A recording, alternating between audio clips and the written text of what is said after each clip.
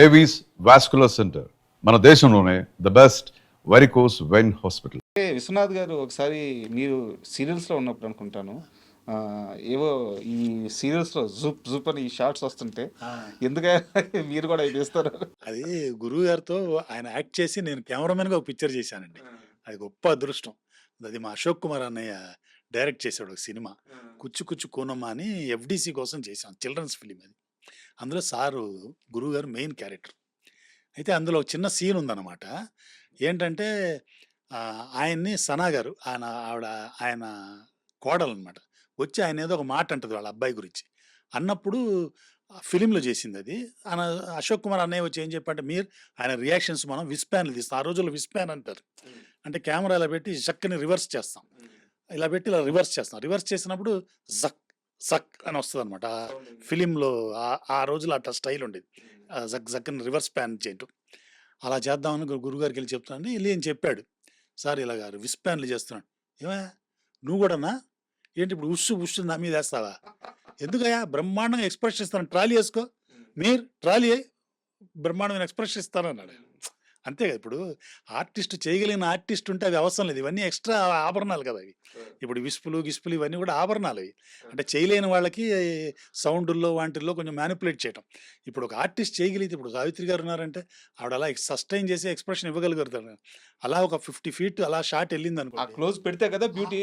తెలిస్తే ఆ అమ్మాయి రియాక్ట్ అవుతుంటే అది ఎమోషన్. ఇష్యూ బుష్ అని సౌండ్ వేసేసి చేయటం కాదు కదా. అది ఆయన చెప్పింది, నువ్వు వేసుకో, నేను తీస్తాను, ఎక్స్ప్రెషన్ ఇస్తాను అన్నారు ఆయన. అలాగే ఆయన దగ్గర ఇంకోటి కూడా, ఏదైనా డైలాగు ఇప్పుడు మన ఇద్దరం మాట్లాడుతుంటాం చోట, ఇప్పుడు సినిమాటిక్ లిబర్టీలు కొన్ని ఉంటాయి. మన ఇద్దరం మాట్లాడుతుండగానే మీరు అలాగే కెమెరా ముందుకు వస్తారు ఫేవర్ చేసుకుంటూ. ఎందుకు రావాలంటాడు ఆయన. నేను అతనికే కదా చెప్తున్నాను, నేను అక్కడే నిలబడి చెప్తానంటాడు. అలా ఎందుకు రావాలంటాడు. ఇది మళ్ళీ బాపు గారి దగ్గర కూడా అదేనండి. బాపు గారి దగ్గర కూడా ఏంటంటే కెమెరా ఫేవర్ చేసి ఆర్టిస్టులు ఎవరు చెప్పకూడదు. కెమెరాలు అటు వస్తుపోతుంటాయి కానీ మనకు ఫేవర్గా డైరెక్టర్స్ పాయింట్ ఆఫ్ వ్యూ మనం చెప్పుకోవాలి. అలాగే అశోక్ కుమార్ అన్నయ్య మేము భాగవతం చేస్తున్నప్పుడు నేను క్లాష్కి వెళ్ళాను. రాజుగారు కెమెరామెన్, నేను క్లాష్కి వెళ్ళినప్పుడు ఒక సీన్ జరుగుతుంది. ఆయన అశోక్ కుమార్ గారు ఫస్ట్ టైం వచ్చారు నారదుడిగా. అప్పటిదాకా ఏవిఎస్ అన్నయ్య వేశారు. అశోక్ కుమార్ గారు ఫస్ట్ టైం నారదుడిగా వచ్చారనమాట. అక్కడ ఆ సార్ ఏదో బిజీ ఉన్నట్టు వచ్చినప్పుడు అశోక్ కుమార్ అన్నయ్య దగ్గర ఏంటంటే ఆయన ఉంటే మా కెమెరామెన్లు ఏంటంటే మేము ఆయన ఫేవర్ ఎప్పుడు పెట్టుకోం, మిగతా వాళ్ళని చూసుకుంటాం మేము షాట్ పెట్టేటప్పుడు. ఆ రోజుల్లో ఆయన చాలా బిజీ కదా మాకు టీవీలో. ఎందుకంటే ఈయన ఎలా పెట్టినా కూడా ఆయన కెమెరా ఫేవర్ చేసేసుకుంటాడు. ఆయన అలవాటు అయిపోయింది, సన్ఫ్లవర్ లాగా అనమాట. అలా తిరిగిపోతాడు అనమాట కెమెరాకి, అదే అలవాటు ఆయనకి. సో ఆయన ఉంటే మేము ఏం పెట్టి, సో ఆయన అదే అలవాటుతో ఇక్కడికి వచ్చాడు ఆయన బాపు గారి దగ్గరికి. సో షాట్ తీస్తున్నారు, నేను ట్రాలీలో ఉన్నాను. ఆ షాట్ తీస్తుంటే ఆయన చెప్తూ అలా కెమెరా ట్రాలీ తిరుగుతున్నాడు ఆయన. అశోక్ అన్నయ్యకి అలవాటు కదా. ఈయన సారు కట్ 1 more అంటున్నారు. 2 సార్లు చూశారు, 3 సార్లు చూశారు. విశ్వనాథ్ గారు బాపు గారు టక్కని చెప్పారు. ఆయన అంత హార్ష్గా ఏం చెప్పరు. 2-3 సార్లు చూసిన తర్వాత ఆయన ఇంకా తప్పదు.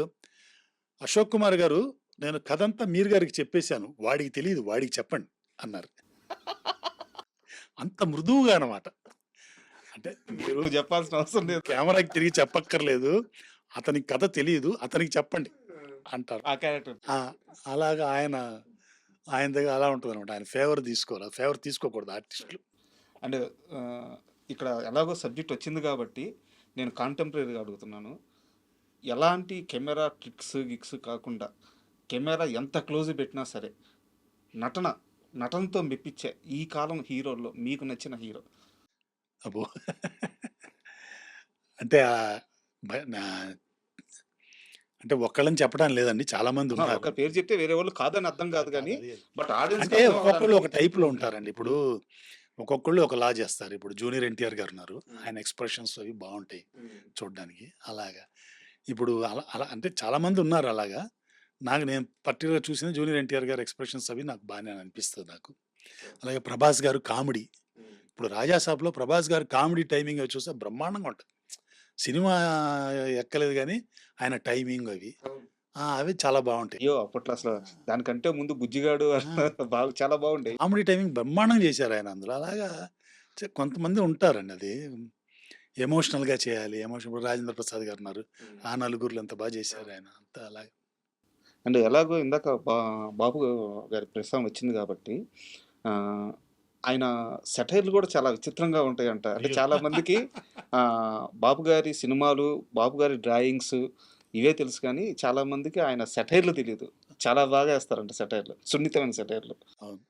అంటే నేను సార్‌తో కలిసి పనిచేసింది చాలా తక్కువండి. మా తమ్ముడు చేశాడు. కానీ ఆయనతో అక్వెయింటెన్స్ ఎక్కువుందండి. ఎందుకంటే విజువల్ ఎఫెక్ట్స్‌కి ఆయన నా మిత్రుడు బాలశంకర్ దగ్గరే విజువల్ ఎఫెక్ట్స్ చేసేవారు. సో, ఆయన రావటం, ఆయనతో కలవటం ఇవి. ఆయన నాకు విజువల్ ఎఫెక్ట్స్ బుక్స్ ఇవ్వటం. నా విజువల్ ఎఫెక్ట్స్ అంటే ఆయనకి చాలా ఇష్టం. శివలీలల్లో నేను చేసిన విజువల్ ఎఫెక్ట్స్ అన్నీ ఆయన ఫోను చేసి మరీ మెచ్చుకునేవారు. ఆ రోజుల్లో శివలీలల్లో 5గురు శివుళ్ళు ఒకటే ఫ్రేమ్‌లో 99లో అనమాట. ఈ డిజిటల్ లేనప్పుడు. 5గురు శివుళ్ళు 5 గెటపుల్లో డాన్స్ చేయటం ఇవన్నీ చేశాను. అలాగే గంగావతరణం చేశాను. అవన్నీ ఆయన చూసి చాలా మెచ్చుకున్నారు. సో, ఆ విధంగా ఆయనతో నాకు పనిచేసిన డేస్ డేస్ చాలా తక్కువ. అయితే నేను పనిచేసినప్పుడు కొన్ని చిన్న చిన్న ఇన్సిడెంట్స్ ఉన్నాయి. చాలా చెప్పాను ఎక్కడో. ఇప్పుడు ఆయన షూటింగ్ ఎలా ఉంటదంటే పొద్దున్నే 6:30, 7 కంతా ఫస్ట్ షాట్ తీసేయాలండి సార్. ఎర్లీ మార్నింగ్ తీసేస్తారు. ఈవినింగ్ హైలైట్స్ పోతే ఆయన తీయరాయన. హైలైట్ లైట్ ఉండాలి. లైట్ లేకపోతే తీయరాయన. హైలైట్స్ పోతే అంటే 4:30, 5 అయిపోతది.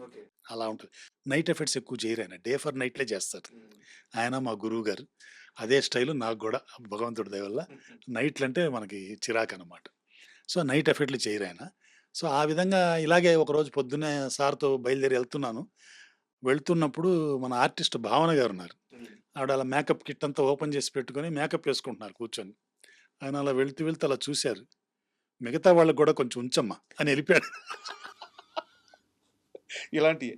ఇలాంటివి ఆయన అలాగా అంటే ఆయనతో పరిచయం ఉన్న వాళ్ళకి బాగా తెలుస్తది.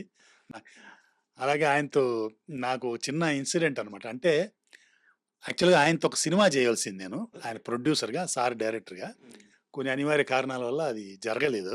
ఆ తర్వాత ఆయన ఆ సినిమా ఇంకొకళ్ళతో చేశారు. అంటే ఆ సినిమాకి దగ్గర దగ్గర ఒక 1,00,00,00,000, 1,50,00,000 బడ్జెట్ ఉండింది. అది తీయలేకపోయాం అది.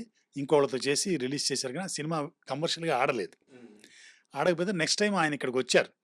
వచ్చినప్పుడు నేను ఆయన్ని కలవటానికెళ్ళాను. అంటే ఏదో ఈ విజువల్ ఎఫెక్ట్స్ పని మీద ఎళ్ళాను. ఎళ్ళినప్పుడు ఆయన నన్ను చూసి, మీరు గారు ఎప్పుడిస్తున్నారు పార్టీ అన్నారాయన. ఏంటి పార్టీ ఏంటి సార్ అన్నాను. 1,50,00,000 మిగిల్చానండి మీకు అన్నారు. ఆ! అలాగే మహానుభావులండి నిజంగా. Great people, great people. And ఇప్పుడు మనం ఒక పెద్ద స్టార్ గురించి మాట్లాడుకుందాం. ఈ మధ్య వారికి స్టేజ్ స్టార్ అనే అవార్డు పేరు కూడా ఇచ్చారు. మీకు పేరు చెప్తాను. యాంకర్ సుమ గారు.